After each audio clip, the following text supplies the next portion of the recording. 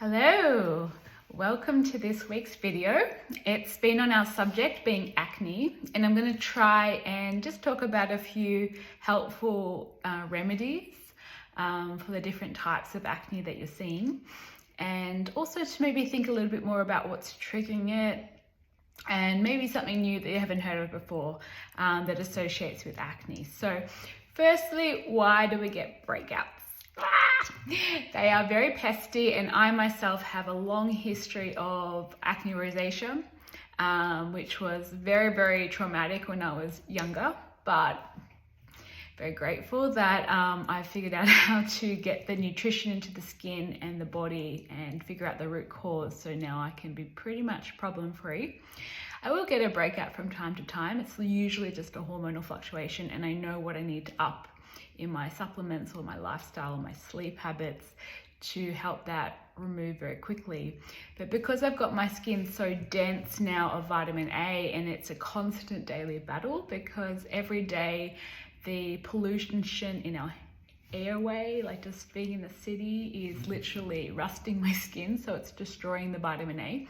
So every day I actually have just finished my morning skin program, and I'm going to also show you something I use to help with the rusting, because if vitamin A was strong in the skin, if we're born perfect and we have 90% at birth, and it's depleted from the pollution in the air, from the artificial light in front of our screens, and a lot obviously from direct light, we need to work so much harder to not only put it back in but also protect it. So when I finish my morning program, so I clean my skin, I put all the vitamins in it, then I put 3 shields on. I put an Environ sunscreen, I put a tinted Oxygenetics, which is kind of like a second skin, and then I finish with a pollution spritz, which is kind of like a mesh net that actually prevents my vitamin A from being evaporated out. And it's fantastic when you've got a lot of acne too, because it will calm and soothe it, and it'll act as a little net, because sometimes acne is very easily aggravated by pollution.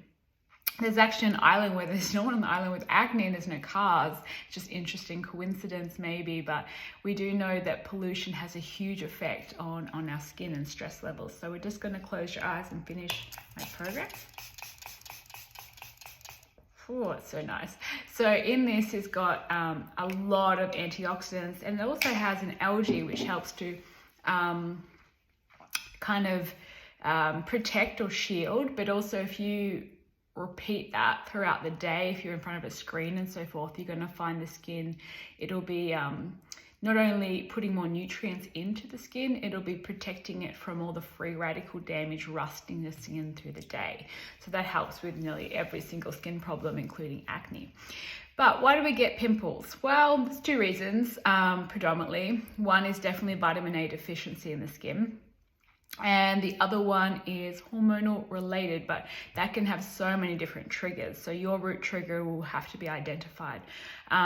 So that can be from predominantly stress in the body. So you have to kind of go down that checklist. Am I sleeping 8 hours a night? Am I drinking 2 liters of water a day? Am I putting mineral salt in my water so it's actually using it? Have I got enough minerals and zinc in my diet? Am I eating a nice balanced fat, protein, carbohydrates, my blood sugar under control? Am I having meals at the right time of the day for my hormones and for my health? We also always have to look at skincare, because often people, acne skincare, it's really brutal to the skin. It just, it's so harsh, and they're all about drying and scrubbing and stripping, and it's the opposite, because your skin has an ecosystem, and just like a plant outside, you can't be so mean to it and expect it to thrive. So acne definitely needs to be treated from the inside out and the outside in.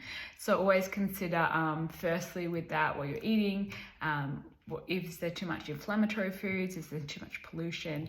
And then our skin has very rich in nerve endings. So those nerves come from the brain. So I'm sure most people would relate to a pimple or 2 when they're stressed. Or if they're sick and run down, the skin gets breakouts, the immune system's being challenged. So in our skin, we have a river of oil. It's very little, but it sits underneath it's in the living layer of the skin, the dermis, and it will actually when the adrenal glands in your lower back, which make a lot of your stress hormones or your hormones in general, it will actually pump out cortisol and androgen.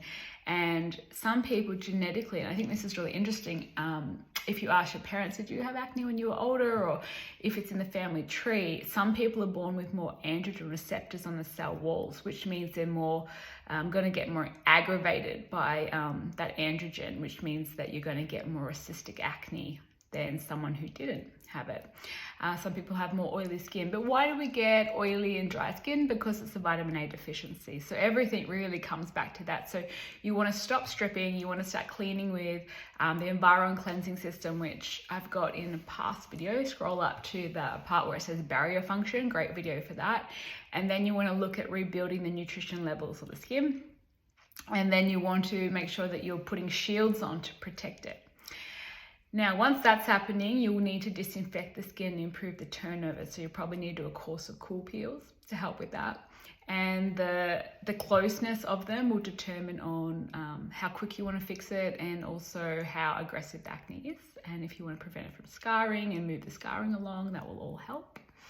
Another big thing to consider is your root cause. So you do need to go down that health checklist. And if you look back, I've got a few of those checklists repeated recently, which will actually, you can go, I definitely am sleeping good, tick that box, but I'm not taking mineral supplements, so maybe I need to look at that. Or maybe I'm having inflammatory foods, like the common ones, the glyphosate-laden foods, and things like sugar and dairy and wheat.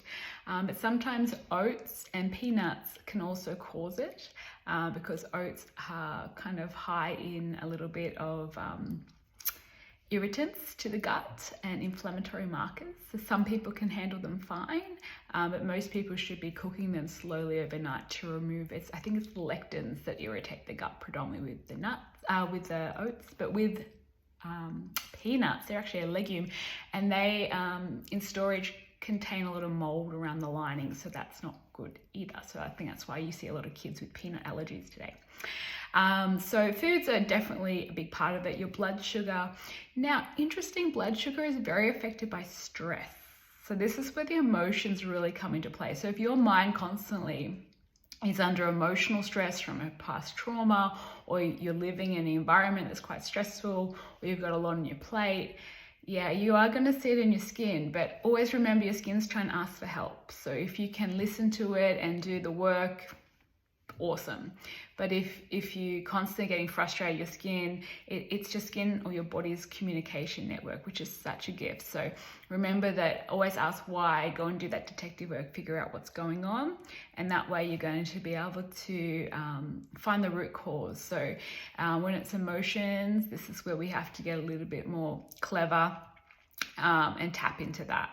So it's always holistic, it's never one-sided, but acne will present in different parts of the face. So you'll often see the beard area is very androgenic acne, which means it's that testosterone element.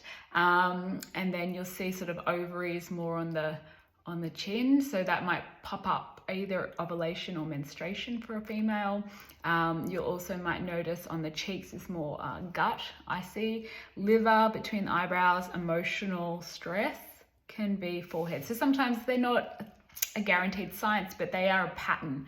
And there's patterns in nature and there's patterns in human behavior. So we're just trying to take more clues. I also like to look at the tongue to see if they have any like yeast or mold, if they're clearing things quite well or not. I like to look at the eye to see if it's nice and white, because if it's yellow, it tells me their liver's struggling. And that means if that's struggling, the hormones have to go out through the liver. So there's probably recycling and elevated inflammation in the body. So these are just ideas. Zinc needs to be supplemented often, and magnesium, because it's not in our soil. If it's not in our soil, it's not in our food. Zinc deficiency, you'll see breakouts, but you also see little white, I don't have any, but I supplement zinc, but they get little white dots on their nail beds.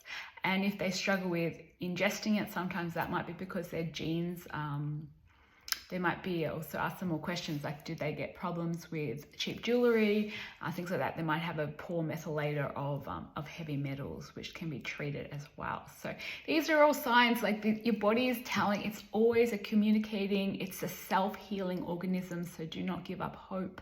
But we really need to come back and look at it holistically. We need to treat the outside in, which is the first step, because often that's the part that will get the visual results and get you motivated. But if you are seeing it reoccurring and you know you have gut issues, adrenal issues, you know something's not quite up, that's the root cause. So it's just going to keep coming back until you deal with it. There's no other way. You can use medications to hide it for a time, but it's going to manifest. So the sooner you decide to, like, okay, I'm going to deal with this and do the work, you will be so blessed. I promise you. I had to do it. It took me a long time to figure out the why. So now I am so blessed to get to help people through that. But we're not always ready to do all the things. It took me a while to want to deal with some of the aspects of why I was getting breakouts. But I suppose I look back at it and I'm grateful, because it helps me now want to live a really clean, healthy lifestyle and really become wise about what I'm putting in, what I purchase, its toxic load, the quality of it. And now I feel like I'll just be able to look after my body so much better because I did the work. Yeah, so I just want to share that, because it is emotional skin condition. And I don't think many people get out of this world without having a few breakouts in their life. But if it gets more aggressive and it scars horribly, man, I had quite a lot of scarring through my cheeks. So I had to do a lot of work with treatment on myself, permanent guinea pig, but had to clean that away and regenerate it. And the skin has become thicker and younger and healthier because of it. So it just meant, yeah, it had to be my path to getting to help other people, I guess. But yeah, now I want to try and help other people know that you don't have to live with it. It is a process, but you have to find your root cause, and your root cause might be completely different to mine or your friends. So that's why sometimes we do need to find out what's going on, and then we can guide the process to helping you. So I hope that helps, and I wish you a very happy week, and I look forward to seeing you soon. Bye.